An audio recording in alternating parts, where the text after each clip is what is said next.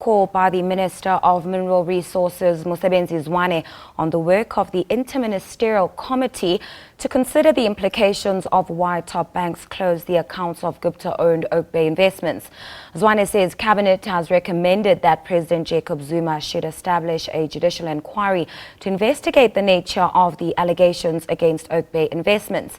He also said Cabinet wants the current mandates of the Banking Tribunal and the Banking Ombudsman to be reviewed.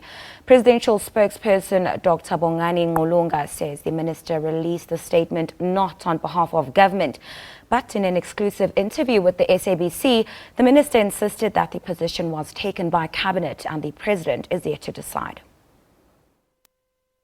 As we started with this matter, it concerned the 3,000 people who were losing jobs at Oakbay Mine. As a Minister of Mineral Resources, I raised the matter with the Cabinet.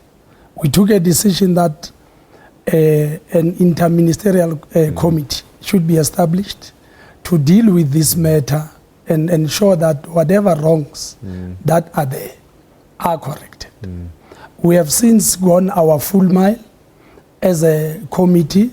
We have recommended to the Cabinet our recommendations that will take this matter forward and lay it to rest, including the issues that we really have discovered when we were talking to people that will necessitate that indeed we should do further investigation and be able to lay the matter to rest. And we believe as those investigations will take place, everybody, including the banks in South Africa, will cooperate and take that opportunity to put their side and ensure that the people of South Africa, a democratic country, are treated as such, not as we are experiencing now. All right, we'll get into the details just now, but just one thing that we need to clarify, because there was a statement that was made and your spokesperson actually today created the impression that this recommendation was resolved by Cabinet.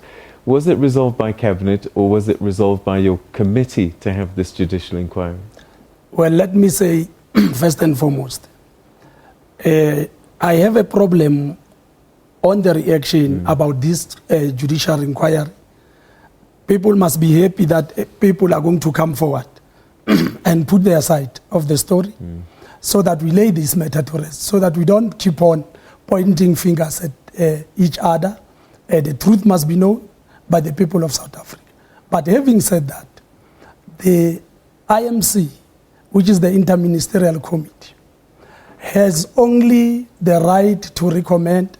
They can't take a decision on the judicial inquiry. Only the President has the powers of creating such a committee. We have given our report. We will await what happens, and we are not in a position to discuss the details of the report that has been since approved by the Cabinet at this platform. All right, so it was a misstatement then that this recommendation had come from Cabinet. It is just the IMC. The Cabinet has actually approved our recommendations, and we have since agreed. So this is a Cabinet resolution then, if they've approved it? I'm saying this issue of a commission, not even a Cabinet can actually approve it. Okay. The President is the one and the only one who can take such a decision. As an IMC, the chairperson of the IMC, we saw it fit that this matter should be investigated further, because what we have discovered in the preliminaries is shocking to tell the people of South Africa. Can you tell us what you've discovered? We are not in a position to do that because we still want to engage further and give all those parties that are involved a fair chance of putting their side of the story. Without going into detail then, can you say that there's been some criminal activity on the side of the banks in any respect? Did they break any laws or any rules? Well, we can say we have sufficient evidence that will necessitate at this moment that we further investigate this matter and lay it to rest. Can't you bring in authorities like the police, like the Hawks, that investigate issues such as this? Why a judicial inquiry? Well, What we are saying is that as we were calling people to come and listen to them, other institutions did not abide by the request. They simply stayed out.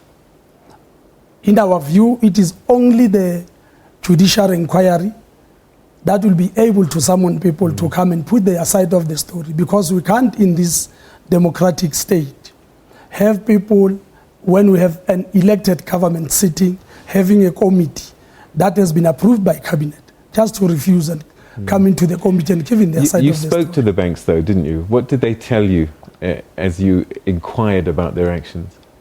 Well, I can say we did not speak to all the banks, because some of them did not heed to the call as we are requesting them to come. These banks are supervised by other authorities, FSB, I mean, even the Reserve Bank looks at the work that they do. Isn't there enough supervision of these banks to not to warrant another inquiry? I mean, if they're complying by all the rules that the supervising authorities have, do we need to be looking at them even further? Well, what we are finding is contrary to that. Because if any institution, banking institution in South Africa can wake up the next morning having decided to close anybody's account without taking any legal step, whether that person is a criminal or that person has been found guilty, but just close, and all the banks follows the same, and everybody else follows the same. It means the democracy we are in is not the democracy. We are saying as the committee, there are issues that we need to correct going forward and ensure that everybody that feel that they have not been treated fairly have a recourse in terms of what they deem. Do you have any idea why the banks are doing this? You must have some suspicions. Well, as I've said, that we have made our recommendations and our finding. At this moment, I do not wish to make it public, because the agreement is that we should lay this matter to finality, and at that point, we'll be able to come back to the public and announce our findings. 22 years down the line, this system has been working and there have been no complaints. Why now? Some people might say it's just because the Guptas are involved. Suddenly government wants to get involved in the story with the banks. And I'm sure that it's not the first business that have had their bank accounts closed by banks. Well, we're not only looking at this family of Guptas. In fact, if you check how many people have been prejudiced in terms of what has happened, and other people who have been, their accounts have been closed, you will then realize that something is not right, and we need to correct that. If something wrong happens 20 years down the line and we are here, we can't say because it's 20 years we cannot act. As government, we need to give all the people of South Africa a fair chance of doing business equally. If we close my bank account today, it means economically you are saying to me, you can't be active. The finance minister was meant to be part of this IMC, and I understand that he didn't show up for these meetings. Why is that? Well, I am not in a position to discuss our meetings as we had them as a committee. We have sent our recommendations to the cabinet. Cabinet has since approved some measures that will take us forward. The finance minister, by the nature of his position, he would have had important inputs in a committee such as this. The finance minister is part of the cabinet and is also part of this committee. But he didn't show up to the meeting. He had a chance to be part of the cabinet, so he is part of the resolutions of the cabinet as I speak to you. All right. We've just heard a clip from there saying that, you know, the foreign lenders who are saying that they're cautious about lending to state-owned enterprises. We've seen the markets react to some of the things that have been going on in government recently. And I'm just wondering, do we need something like this in an environment that we're in now? Are we not susceptible to more market trauma if we carry on with a judicial inquiry such as this?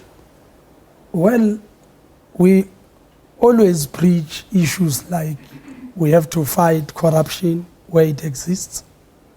We are in a democratic state where when we see something wrong happening, we should not be afraid of correcting those things because markets will react.